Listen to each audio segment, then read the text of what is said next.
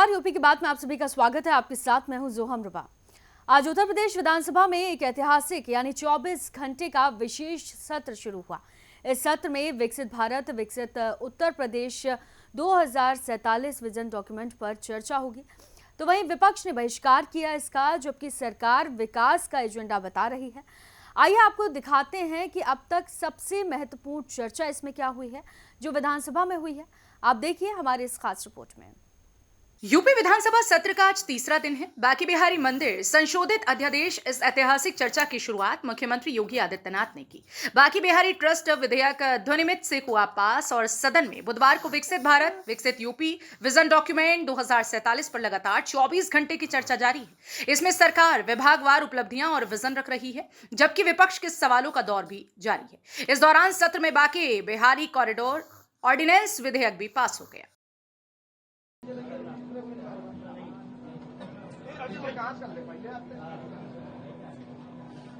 मित्रों, उत्तर प्रदेश विधानमंडल का सत्र आज से प्रारंभ होने जा रहा है। सदन की कार्रवाई में भाग लेने के लिए आए हुए सभी सम्मानित सदस्यों का मैं हृदय से स्वागत करता हूं। उत्तर प्रदेश का विधानमंडल देश के अंदर किसी भी विधानमंडल का सबसे बड़ा विधानमंडल है। स्वाभाविक रूप से यहां पर जनता से जुड़े हुए, विकास से जुड़े हुए जिन मुद्दों पर माननीय जनप्रतिनिधिगण चर्चा करते हैं, देश के अंदर वह एक नजीर के रूप में देखी जाती है। पिछले 8 साढ़े 8 वर्ष के अंदर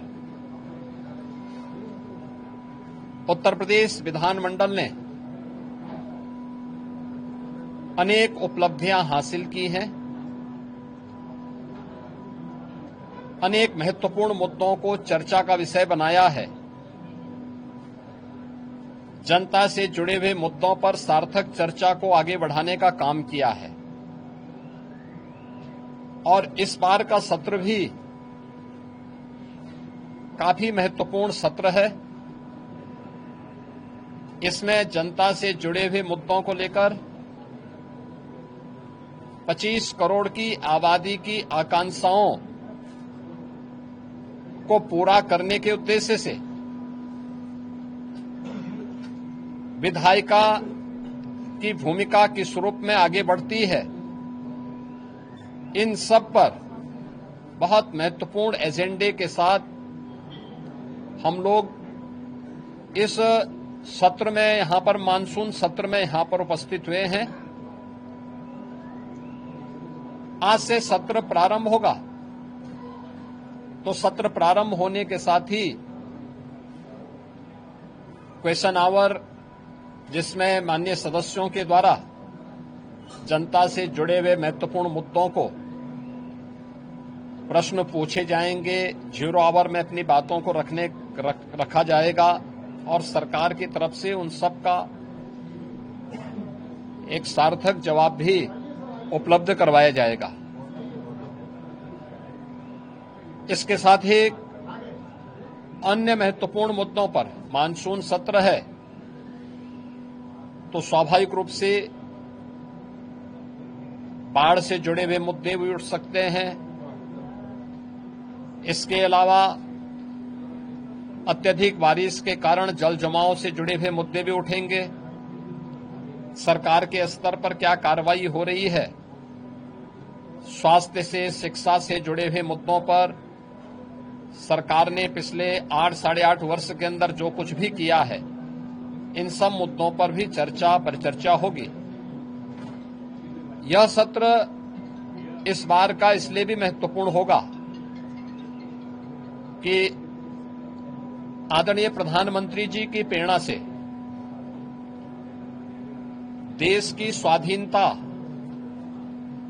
दिवस का अमृत काल का यह तीसरा वर्ष है और इस तीसरे वर्ष में यद्यपि प्रधानमंत्री जी ने देश की स्वाधीनता दिवस के अवसर पर पूरे देशवासियों को विकसित भारत के साथ जुड़ने का आह्वान किया था। विकसित भारत, विकसित उत्तर प्रदेश, आत्मनिर्भर भारत, आत्मनिर्भर उत्तर प्रदेश। विकसित उत्तर प्रदेश और आत्मनिर्भर उत्तर प्रदेश के लिए सरकार का और उत्तर प्रदेश वासियों का विजन क्या है? पहली बार देश के किसी सदन में इस मुद्दे पर चर्चा होगी और इसके लिए भी मैं सभी सम्मानित सदस्यों से कल दलीय नेताओं की बैठक में भी इस पे चर्चा हुई थी और दलीय नेताओं की बैठक में भी इस पर बहुत सारे मुद्दों को आगे बढ़ाने के बारे में एक सहमति बनी थी। 13 और 14 अगस्त को लगातार 24 घंटे तक उत्तर प्रदेश विधानमंडल में इस पे चर्चा होनी है और चर्चा के बाद सरकार के द्वारा कैसे इस विजन डॉक्यूमेंट को नीति आयोग के मार्गदर्शन में विशेषज्ञों के सहयोग के साथ आम जनता के साथ साथ हर तबके के नागरिकों की सहभागिता इसमें सुनिश्चित हो, इसको लेकर के विस्तृत कार्य योजना की घोषणा भी हम लोग सदन में करेंगे और उस कार्यक्रम को आगे बढ़ा करके आगामी 25 वर्ष की कार्य योजना को लेकर के सरकार अपने विजन को सदन के पटल पर रखेगी और उस कार्यक्रम को एक समय सीमा के अंदर तैयार करते हुए विकसित भारत, विकसित उत्तर प्रदेश के इस संकल्प को आगे बढ़ाने की चर्चा का केंद्र बिंदु हमारा सदन बनेगा। मेरी अपील होगी कि सरकार ने पिछले 8-8 वर्ष के अंदर प्रदेश के विकास को लेकर के, प्रदेश की अर्थव्यवस्था को लेकर के, प्रदेश के इंफ्रास्ट्रक्चर को लेकर के, प्रदेश में गरीब कल्याण को लेकर के, समाज के हर एक तबके को लेकर के, क्या गांव है, क्या गरीब है, क्या किसान है, क्या श्रमिक है, क्या युवा है, क्या महिलाएं हैं, क्या व्यापारी हैं, इन सबके उत्थान के लिए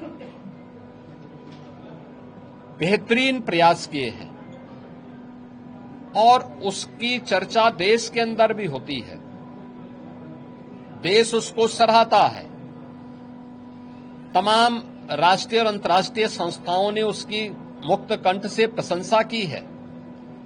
उत्तर प्रदेश के परसेप्शन में जमीन आसमान का अंतर आया है, लेकिन उस सब के बावजूद हम स्वागत करेंगे उन सभी प्रस्तावों का जो सदन में चर्चा के लिए आएंगे, जनता से जुड़े हुए होंगे, उत्तर प्रदेश के विकास से जुड़े हुए होंगे, उत्तर प्रदेश के युवाओं से जुड़े होंगे।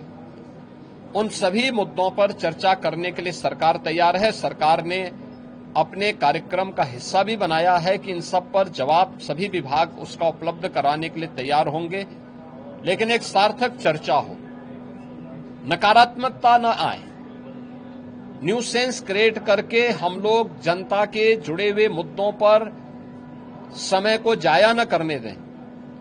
ये मेरी अपील सभी अपने प्रतिपक्षी दलों से भी होगी कि वे इन सभी बातों को ध्यान में रख करके अगर सदन में इन मुद्दों पे चर्चा कराएंगे तो एक सार्थक चर्चा भी हो पाएगी, हम किसी निष्कर्ष पर पहुंच पाएंगे।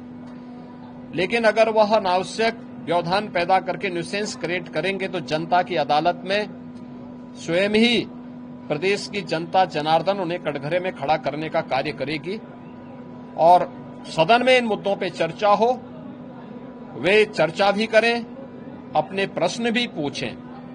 मुद्दों पर आधारित किसी भी चर्चा का जवाब देने के लिए और उस बहस को सार्थक स्तर तक पहुंचाने के लिए सरकार का पूरा सहयोग प्राप्त होगा। सरकार इसमें पूरी तरह तैयार है।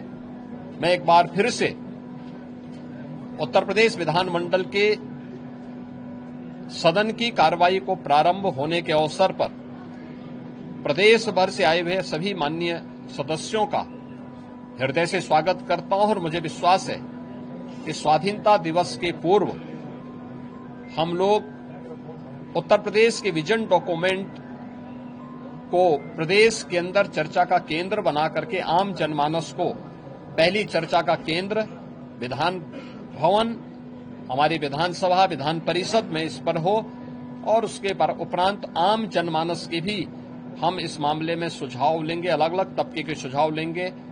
फिर इसको लेकर के हम लोग उन सुझावों को कलेक्ट करने के साथ ही उत्तर प्रदेश को एक व्यापक कार्य योजना देने में सफल होंगे। वो विजन डॉक्यूमेंट के रूप में विशेषज्ञों के साथ मिलकर के आगे बढ़ेगा और जब भारत 2047 में विकसित होगा तो उत्तर प्रदेश भी विकसित भारत की यात्रा में विकसित उत्तर प्रदेश बनकर के तैयार हो। इस विश्वास के साथ यह चर्चा का केंद्र बिंदु हमारा सदन बन सके।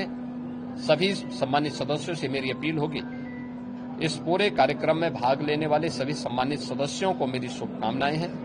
धन्यवाद। अखिलेश यादव ने 24 घंटे सदन चलाने को लेकर कहा है कि पागलपन है। देखिए, ये विकास के प्रति सरकार और भारतीय जनता पार्टी की प्रतिबद्धता है। स्वाभाविक रूप से उनके एजेंडे में विकास नहीं है। सस्टेनेबल डेवलपमेंट गोल्स पे जो गरीबों से जुड़े हुए मुद्दे थे, उत्तर प्रदेश की बेहतर शिक्षा को लेकर, बेहतर स्वास्थ्य सुविधा को लेकर, कृषि विकास की दर को बढ़ाने को लेकर, स्किल डेवलपमेंट को लेकर, रोजगार को लेकर के जब हमने 36 घंटे तक सदन चलाया था तब भी समाजवादी पार्टी ने सदन का वॉकआउट किया था। तो ये लोग, विकास इनके एजेंडे में नहीं है, इसलिए वे लोग इस प्रकार की वे सिर पैर की बातें बोल करके ऐसे संसदीय शब्दों का प्रयोग करते हैं जिसके लिए वे पहले से ही कुख्यात हैं। उत्तर प्रदेश विधानसभा के विशेष सत्र में जल शक्ति मंत्री स्वतंत्र देव सिंह ने सरकार की उपलब्धियां गिनाई। उन्होंने कहा कि मुख्यमंत्री योगी आदित्यनाथ के नेतृत्व में प्रदेश में कानून का राज स्थापित हुआ और जल शक्ति विभाग ने बीते 8 सालों में ऐतिहासिक काम किए। प्रदेश में नहरों की सफाई का दायरा दोगुना हो गया और सिंचाई की सुविधा 1 करोड़ हेक्टेयर से ज्यादा भूमि तक पहुंच चुकी है। केन बेतवा परियोजना से 3 लाख किसान और 21 लाख लोगों को लाभ मिलेगा। मंत्री ने बताया कि प्रदेश को राष्ट्रीय जल पुरस्कार मिला है और बाढ़ नियंत्रण के लिए 523 तटबंध बनाए गए हैं। जल शक्ति विभाग यूपी की अर्थव्यवस्था का मजबूत आधार बन रहा है। माननीय अध्यक्ष जी, 2017 से डबल इंजन की सरकार आने के बाद 2 वर्ष पुराने सिस्टम ने 200 किलोमीटर प्रति घंटे की स्पीड से कार्य उत्तर प्रदेश में शुरू किया। आज उसी का परिणाम है कि सूखा के समय में पानी का अभाव नहीं रहता। मानव वर्तमान में पानी का दोहन भी भयंकर होने लगा है। दुख होता है, मन विचलित भी हो जाता है, भविष्य में क्या होगा। वहीं विपक्ष के नेता शिवपाल यादव ने किसानों की समस्याओं को लेकर सरकार पर गंभीर आरोप लगाए। उन्होंने कहा कि खाद, बिजली और पानी जैसी बुनियादी जरूरतें किसानों को नहीं मिल पा रही। शहरों तक में बिजली कटौती हो रही है और सरकार अपने वादे पूरे करने में नाकाम रही। कहा, जब किसानों की हालत बदतर होती जा रही है तो विकास किस दिशा में हो रहा है। 2 दिन से बोल रहा हूँ, ये सरकार गूंगी बहरी हो चुकी है और जब वर्तमान अगर सही होगा तो भविष्य ठीक हो जाएगा, सही हो जाएगा। तो कम से कम अपने पूर्वजों से की बात मान लेते हैं कि वर्तमान ठीक कर लो तो अपने आप ठीक हो जाएगा। सर, 2025 में अगर 2047 के विजन पर चर्चा हो रही है तो क्या 2025 तक का विजन पूरा हुआ है और क्या पिछले 8 सालों में सरकार अपने विजन पर खरी उतरी आपकी नजरों में? देखिए, आप लोग यहीं रोज अपनी गाड़ियों से आते होंगे। मुख्यमंत्री बंगले से 5 किलोमीटर में सड़क गड्ढे में है और गड्ढे में सड़क है और अगर 2 दिन की वर्षा में इनकी पोल खुल गई, गड्ढे के साथ साथ आपने देखा होगा आंधी सी आ रही थी सड़कों पर। तो ये सड़कें अपनी ठीक रख नहीं पाई। इसके बाद ये बाढ़ को क्या रोक पाए? बाढ़ को नहीं रोक पाए, या बाढ़ का इंतजाम किया कुछ। अब ये कहते हैं कि प्रकृति से कैसे लड़ा जाए, तो कम से कम व्यवस्था तो बाढ़ रोकने की तो कर ही सकते थे। बाढ़ के साथ साथ क्या सिंचाई का प्रबंध ठीक कर पाए? नहीं कर पाई है। क्या बिजली का प्रबंध ठीक कर पाए? आप देख ही रहे हैं कि मीटिंग में, अधिकारियों की मीटिंग में मंत्री जी बोल रहे हैं, हम कोई व्यापार थोड़े कर रहे हैं, और फिर ये राजस्व को बढ़ा नहीं पाए, राजस्व को बढ़ा नहीं पाए, और कह रहे कि बेरोजगारी 22 साल बाद ये क्या अपने नौकरी का सब कह रहे हैं। तो 22 साल में जो आदमी बूढ़े हो जाएंगे तो बूढ़े लोगों को क्या नौकरी देंगे? तो हम इसके बस। विधानसभा में आज कई अहम मुद्दों पर भी चर्चा हुई। सरकार ने बजट बिल और पर्यावरण संरक्षण बिल पेश किया, जिनमें शिक्षा, स्वास्थ्य और जल संरक्षण को प्राथमिकता दी गई। विपक्ष ने बिजली संकट, पानी की कमी और किसानों की समस्याओं को लेकर सरकार से तीखे सवाल भी किए। सदन में कई बार हंगामा भी हुआ। जल संरक्षण पर विशेष सत्र में सभी दलों ने सुझाव दिए। नदियों के प्रदूषण पर चर्चा हुई और कमेटी गठित करने का निर्णय लिया गया। शिक्षा और स्वास्थ्य सेवाओं को बेहतर बनाने के लिए अतिरिक्त बजट भी मंजूर किया गया। तो ये थी उत्तर प्रदेश विधानसभा के 24 घंटे के विशेष सत्र की सबसे अहम बातें। विकास को लेकर विपक्ष के सवालों तक सदन में बहस भी हुई और फैसले भी। 2047 की विजन की राह तय करने वाले इस सत्र ने उत्तर प्रदेश की राजनीति को एक नई दिशा देने की कोशिश की है। फिलहाल के लिए इस खबर में सिर्फ इतना ही। बाकी तमाम खबरों के लिए आप देखते रहिए यूपी की बात।